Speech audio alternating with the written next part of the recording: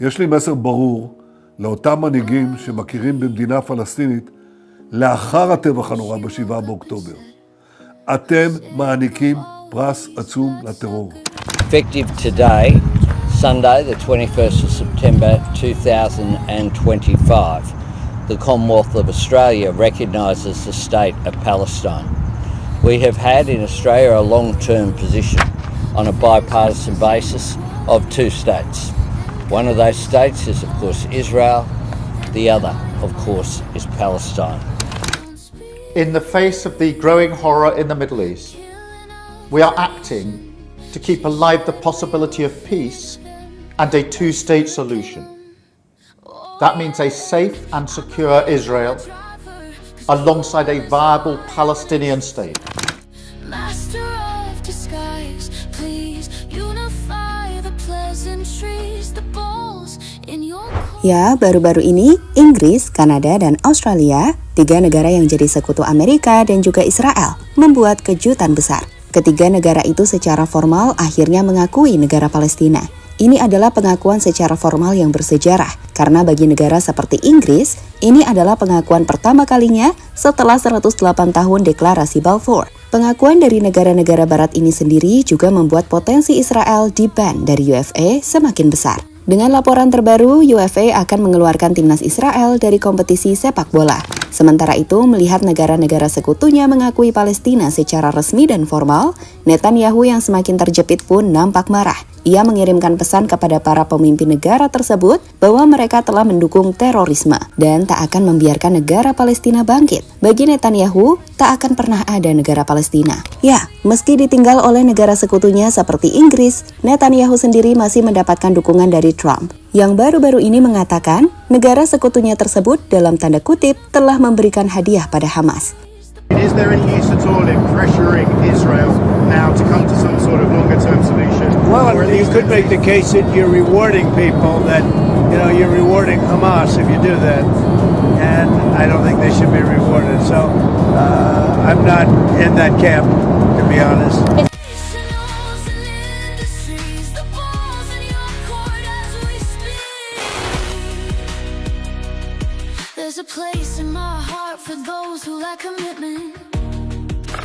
Saat kondisi jalur Gaza semakin memprihatinkan, dukungan dunia terhadap Palestina kian hari semakin kuat.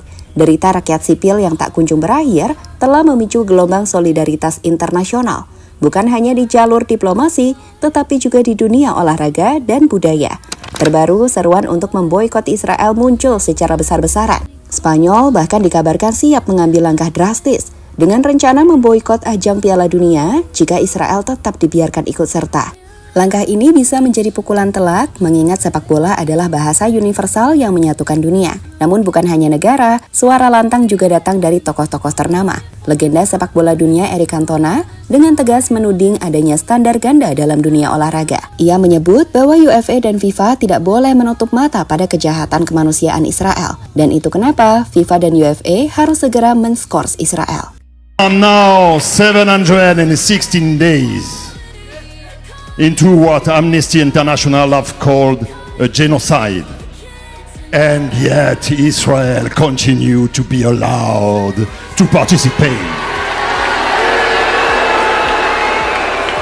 Why? Why is the double standards? FIFA and UEFA must suspend Israel. Clubs everywhere must refuse to play Israeli teams. Current players everywhere must refuse to play against Israeli teams.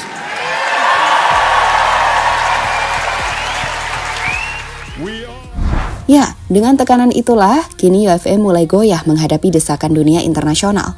Di mana menurut laporan Channel 12 Israel yang dikutip media internasional, Israel beresiko diskors dari semua kompetisi sepak bola Eropa, menyusul meningkatnya tekanan terhadap UEFA.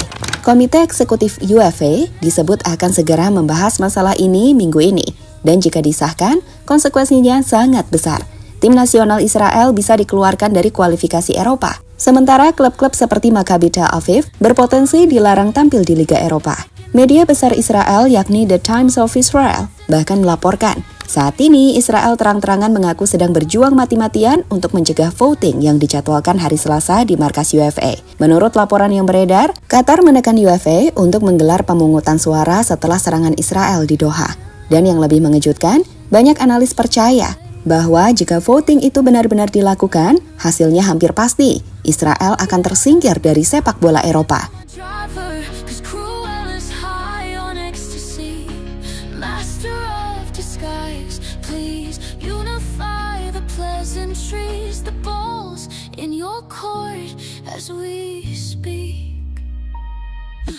Menariknya, UFA bukan satu-satunya masalah Israel saat ini. Ketika terbaru, 4 negara Eropa yang dipimpin oleh Inggris mengeluarkan pernyataan resmi. Jadi, Inggris, Kanada, Australia, dan Portugal resmi mengumumkan pengakuan negara Palestina. Ini adalah langkah bersejarah. Negara-negara itu beralasan perang yang berkepanjangan dengan ribuan korban sipil dan kehancuran infrastruktur membuat solusi 2 negara atau two-state solution harus segera diwujudkan. Di Inggris, Kanada, dan Australia, gelombang protes rakyat sangat kuat menuntut pemerintah bersikap tegas terhadap Israel, sehingga pemerintah mereka tidak bisa lagi hanya berdiam diri.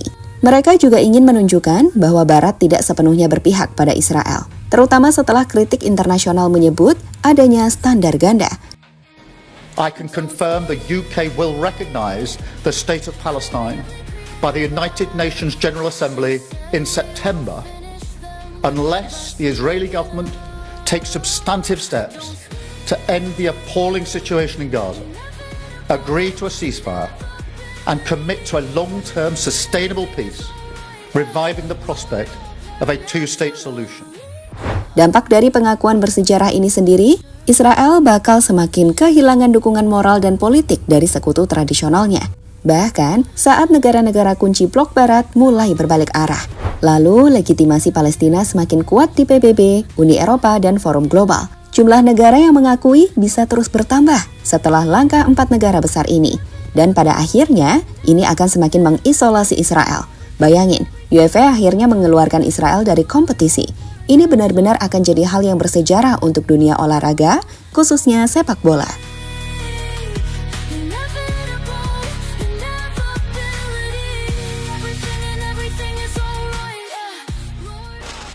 Netanyahu marah, Trump tak senang. Melihat negara-negara yang selama ini menjadi sekutu terbesar mereka, seperti Inggris, Australia, hingga Kanada, mengakui Palestina secara formal, Benjamin Netanyahu pun langsung mengecam pengakuan tersebut. Ia menyebut langkah itu sebagai hadiah besar bagi teror, reward to terrorism, dan menegaskan bahwa negara Palestina tidak akan didirikan di sebelah barat Sungai Yordan. Ia juga mengatakan Israel akan mengumumkan responnya setelah kunjungan ke Amerika Serikat dan menolak legitimasi langkah tersebut. יש לי מסר ברור לאותם מנהיגים שמכירים במדינה פלסטינית לאחר הטבח הנורא ב7 באוקטובר. אתם מעניקים פרס עצום לטרור. ויש לי מסר נוסף עבורכם.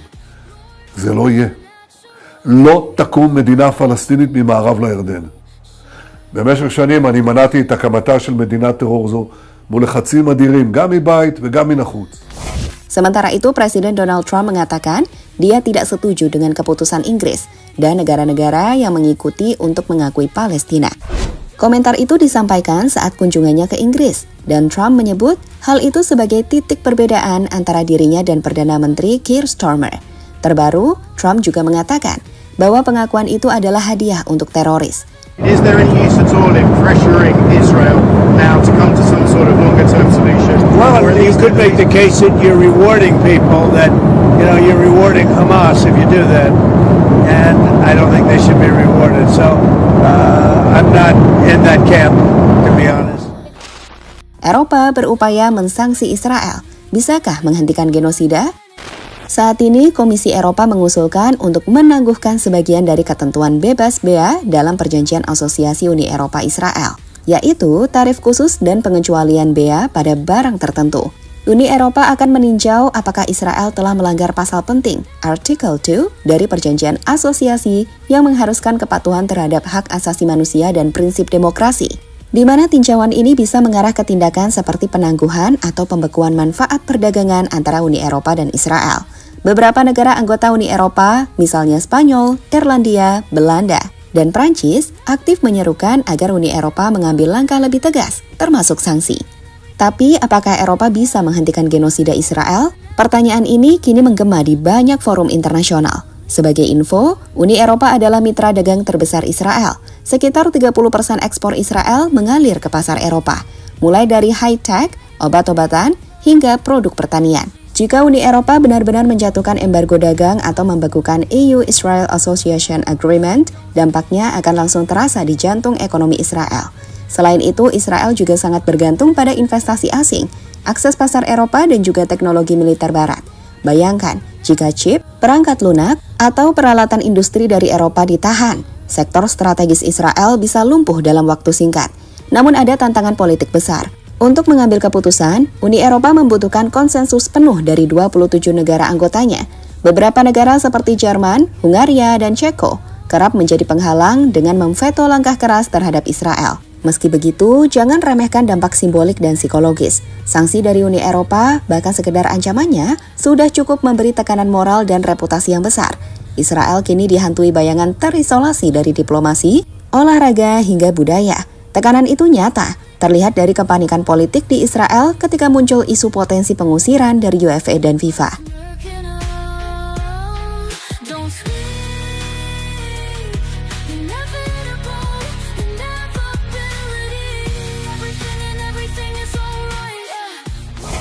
Saat ini kita jelas berada di titik balik sejarah. Inggris, Kanada, Australia, hingga Portugal resmi mengakui Palestina.